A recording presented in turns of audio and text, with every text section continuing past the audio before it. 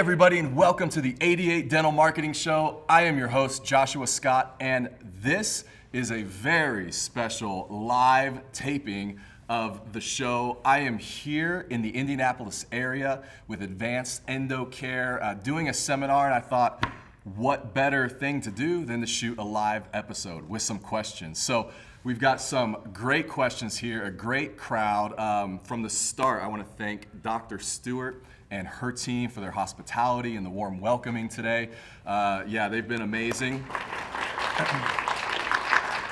Such a fun crew, and it's been raining outside, so it's the perfect thing to do today. So let's get to some questions because we've got some good ones. All right, Dr. Mike, come on in, man. Why don't you tell everybody first, just give me your name and what your question is. Dr. Michael Schroeder, and my question is, what's an appropriate marketing budget per month?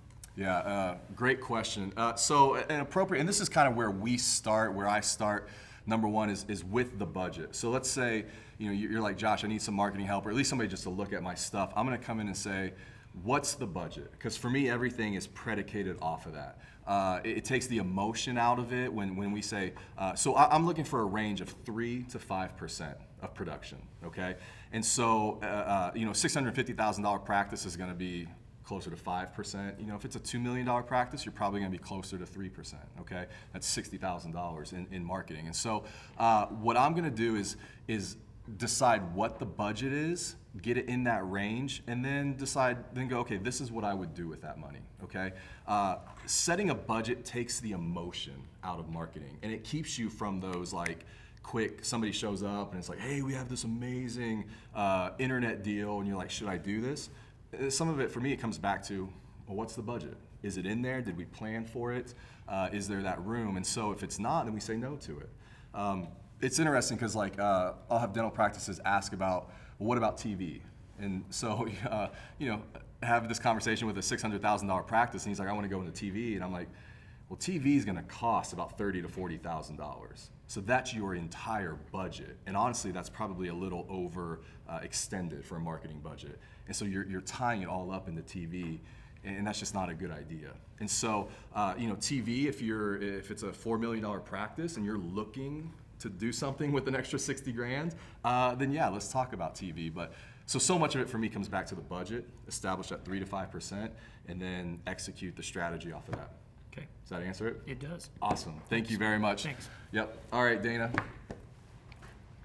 This is Dana, everybody. Say hi. Hi.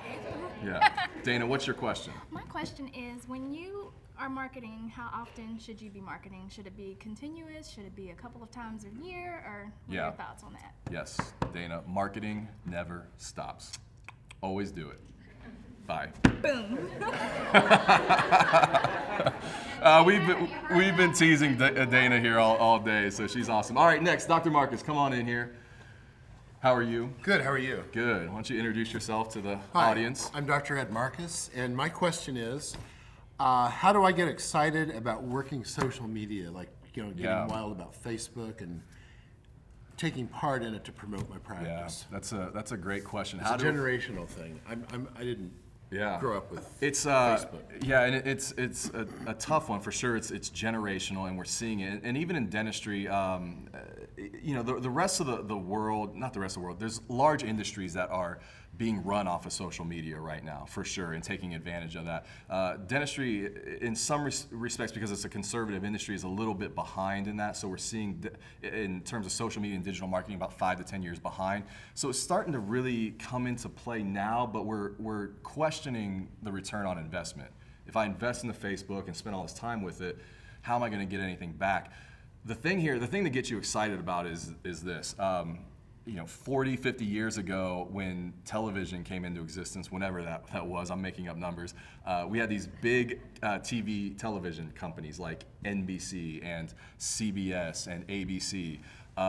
In the next 10 years, that's going to be Facebook and Twitter and LinkedIn. They will be the largest media networks in the world. And so what was once controlled by television is going to be controlled.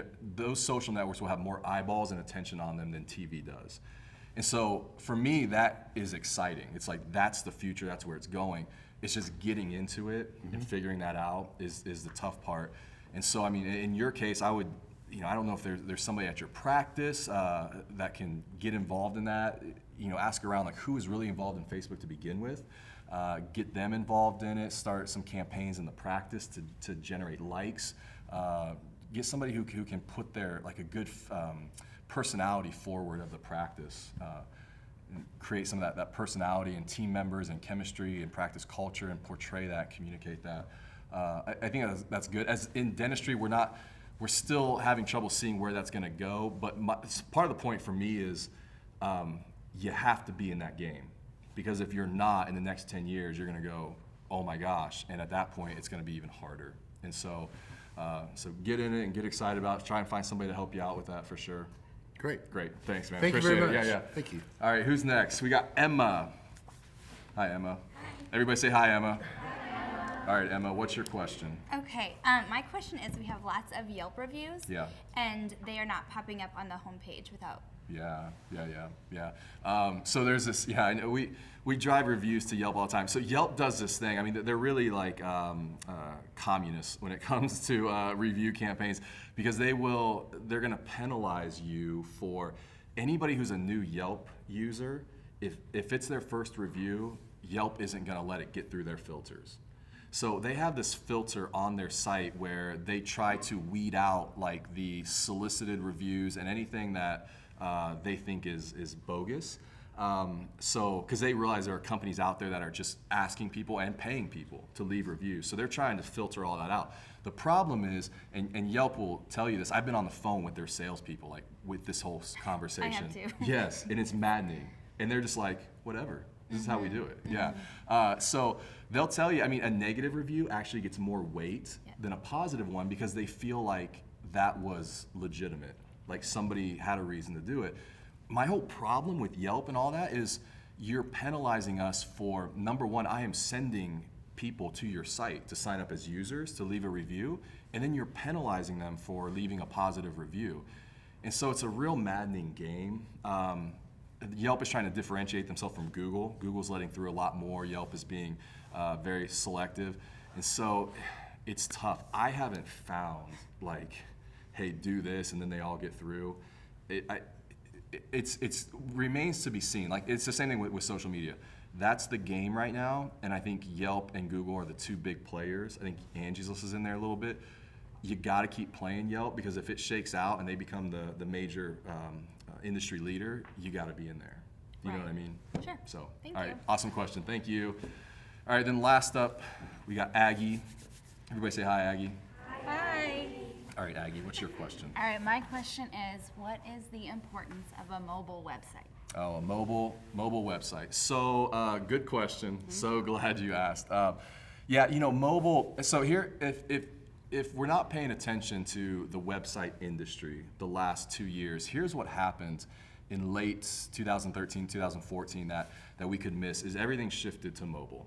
So for the first time, probably like late 2013, I started seeing practice stats and analytics come back where it flipped. And so now it was like 55% of patients were accessing your site on a mobile device. Now that's just every practice I look at. The majority of people are on a tablet or a phone looking at your practice. So here's the thing, like, the way old sites function was point and click.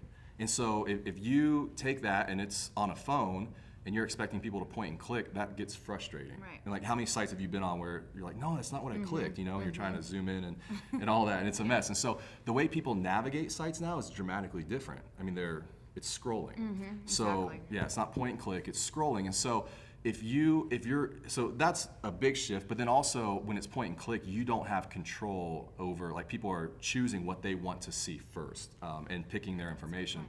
If you're scrolling on a site, you have more control over the experience, the story, kind of the whole, like, journey when stuff gets revealed. You could have more technical information at the bottom because you want them to see more inspiring stuff at the top. So that's the big thing. The technology there is called responsive design, which means your site responds to any device that it's on. So that's important. But yeah, all those things. That's the importance right now. Is it's not a website just for a website. It's a website designed for mobile, and that's dramatically different.